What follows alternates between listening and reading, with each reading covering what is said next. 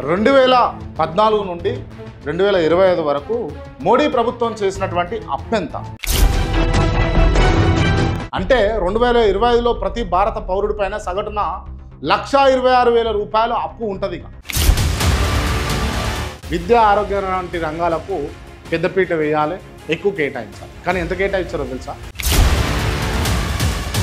దేశంలో నిరుద్యోగులు పెరుగుతున్నారా తగ్గుతున్నారా అని అన్నది కూడా ప్రశ్నించుకోవాలి.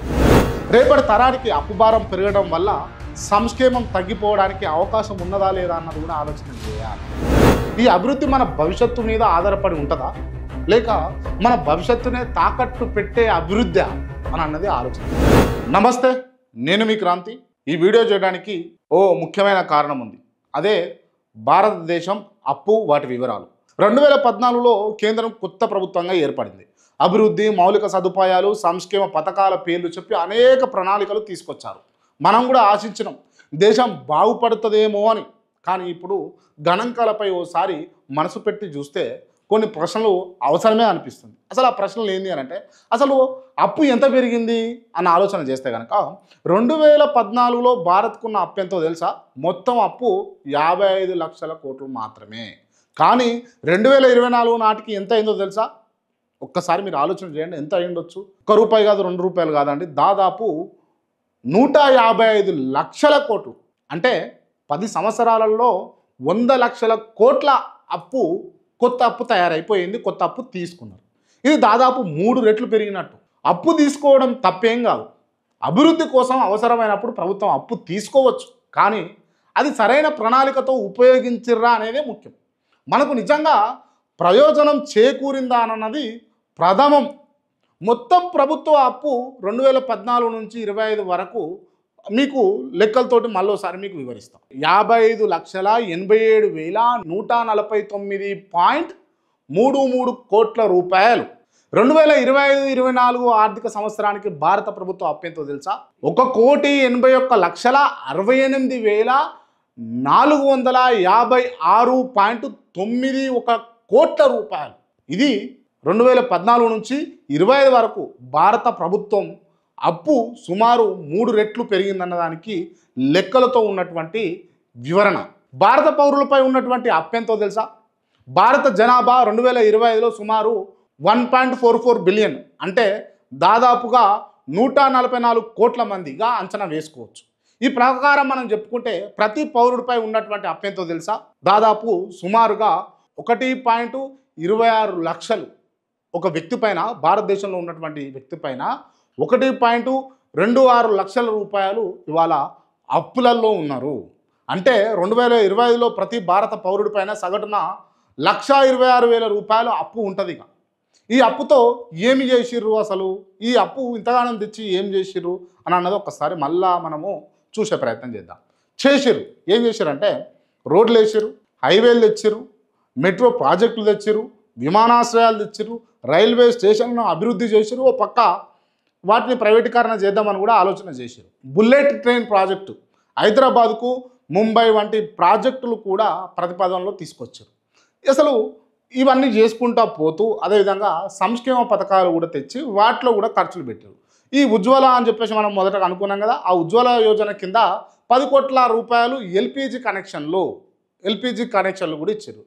లిక్విడ్ పెట్రోలియం గ్యాస్ కనెక్షన్లు ఇవ్వడం జరిగింది. అదేవిధంగా పిఎం కిసాన్ ప్రతి రైతుకు 6,000 రూపాయలు సంవత్సరానికి ఇచ్చేటందుకైతే ప్రయత్నాలు జరిగినాయి. అదేవిధంగా జన్ధన్ ఖాతాలు 50 కోట్ల ఖాతాలపై దాదాపు 2 లక్షల యాక్సిడెంట్ కవర్ చేసేందుకు జన్ధన్ ఖాతాలలో ఇన్వెస్ట్ చేశారు. ఆయుష్మాన్ భారత్ ప్రతి కుటుంబానికి 5 లక్షల రూపాయల హెల్త్ ఇన్సూరెన్స్లో వచ్చేటట్టు కేంద్ర ప్రభుత్వం సూచింది. దానికోసం కూడా అప్పు కింద ఖర్చు పెట్టారు. కరోనా సమయంలో ముఖ్యంగా చెప్పాలంటే 2020లో ప్రకటించినటువంటి ఆత్మనిర్భర్ భారత్ ప్యాకేజ్ కింద మొత్తం విలువ 20 లక్షల కోట్ల రూపాయలు ఖర్చు అయిపోయింది. అండ్ ఇంత ఖర్చు పెట్టింది, ఇంత చేసింది కదా, అసలు ప్రయోజనం ఎంత ఉన్నది, అసలు నష్టం ఏం జరిగింది అన్నది చూద్దాం. మొదటగా లాభదాయకమైనటువంటి అంశాలు ఏంటో ఒకసారి చూద్దాం. వంతెనలు కట్టిరు, అదేవిధంగా హైవేలు వేసిరు, వేగంగా పూర్తి చేసిరు. డిజిటల్ పేమెంట్స్, ఇప్పుడు మనం ఫోన్పే, గూగుల్ పే అని వాడుతున్నాం కదా, ఇటువంటివి జరుగుతున్నాయి. డైరెక్ట్ బెనిఫిట్ ట్రాన్స్ఫర్ జరిగింది. దీనివల్ల ఇటువంటి అయితే లాభదాయకమైనటువంటి అంశాలు మనం గమనించాం. ఒకసారి మనం నష్టాలు ఏమేమి జరిగినా చూడాలి. ఇంతసేపు ప్రయోజనాలు చెప్పినాం కదా, అసలు నష్టాలు ఏంటి, అసలు ప్రజలు పడుతున్నటువంటి ఇబ్బందులు ఏంటి, ప్రజలకు ప్రభుత్వాలు పెట్టిన ఇబ్బందులు ఏంటో చూద్దాం.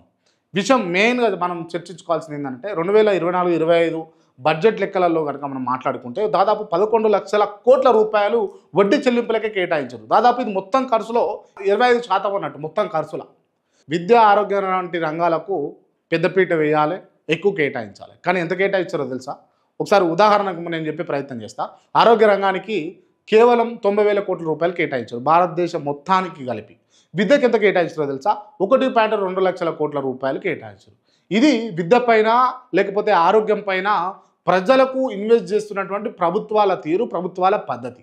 అంటే రుణాలపై వడ్డీ చెల్లించేందుకు పెట్టే డబ్బు ఆరోగ్య విద్యా రంగాల కంటే కూడా ఎక్కువ ఖర్చు అవుతుంది. అంటే ఈ ఆరోగ్య విద్యా రంగాల మీద ఎంత ఖర్చు పెడుతున్నారో అంతకు మించి వీళ్ళు వడ్డీ చెల్లింపులే చేస్తారు. ఇప్పుడు ఇంతసేపు చెప్పినటువంటి అంశాలను మీరు గమనించారు కదా. మన మదిలో మెదలాల్సినటువంటి ప్రశ్నలు కొన్ని ఉన్నాయి. ఏంటి అని అంటే, మన ఆరోగ్య విద్యా రంగాల్లో పెట్టుబడులు తక్కువ ఎందుకు పెడుతున్నారు కేంద్ర ప్రభుత్వాలు అని అన్నది మొదటి ప్రశ్న. దేశంలో నిరుద్యోగులు పెరుగుతున్నారా తగ్గుతున్నారా అని అన్నది కూడా ప్రశ్నించుకోవాలి. రేపటి తరానికి అప్పుభారం పెరగడం వల్ల సంక్షేమం తగ్గిపోవడానికి అవకాశం ఉన్నదా లేదా అన్నది కూడా ఆలోచన చేయాలి. అంటే ఏ ఒక్కరో నాలాంటి వాళ్ళు లేకపోతే మీలాంటి వాళ్ళు మీలో ఉన్న ఏ ఒక్కడో ప్రశ్నిస్తే కాదు, ఇది అందరూ ఆలోచన చేసి అందరూ ఏకీకృతమై చెప్పాల్సినటువంటి అంశం. ఎందుకనంటే ఇవాళ మన జేబులో ఉన్నటువంటి 100 రూపాయలు మనము ఒకడికి ఇవ్వాలనుకుంటే అది మన చేతి నుంచి ఇస్తే అది మనకు సంతృప్తి, తీసుకున్నోడికి సంతృప్తి. కానీ ఇక్కడ ఏం జరుగుతుందనంటే నీ జోబులో ఉన్నటువంటి 100 రూపాయల కాగితాన్ని నేను తీసుకొని నీ కళ్ళెదుటేనే ఇంకొకడికి దానం చేస్తే అప్పుడు వచ్చేటటువంటి ఆవేదన నీకు ఏదైతే ఉంటుందో ఇప్పుడు అదే జరుగుతూ ఉంది. ఎందుకు ఈ అంశం చెప్తున్నానంటే ఇప్పుడు ప్రతి పౌరుడి మీద దాదాపు 1.29 లక్షల రూపాయల అప్పున్నది భారతదేశం మొత్తం. ఇది గమనించుకోవాలి. మనందరికీ అభివృద్ధి కావాలి. ఎవ్వరు దాన్ని ఎదురు చెప్పరు, కాదనరు, వద్దనరు. కానీ మనం అడగాల్సింది ఒక్కటే, ఈ అభివృద్ధి మన భవిష్యత్తు మీద ఆధారపడి ఉంటుందా, లేక మన భవిష్యత్తునే తాకట్టు పెట్టే అభివృద్ధి అని అన్నది ఆలోచన. ఇవాళ ఇచ్చిన కొన్ని 100 రూపాయలు మన చేతిలో అందినప్పటికీ కూడా రేపటికి మన బిడ్డలకు బరువైన అప్పులను మోయాల్సిన పరిస్థితి తప్పకుండా వస్తుంది. అప్పుడు ఈరోజు మౌనంగా ఉన్న మనమే బాధ్యత తీసుకొని నడవాల్సి వస్తుందేమో, బాధపడాల్సి వస్తుందేమో. అభివృద్ధి కావాలి, కానీ భరోసాతో కూడిన అభివృద్ధి కావాలి, భయంతో కాదు. జై హింద్.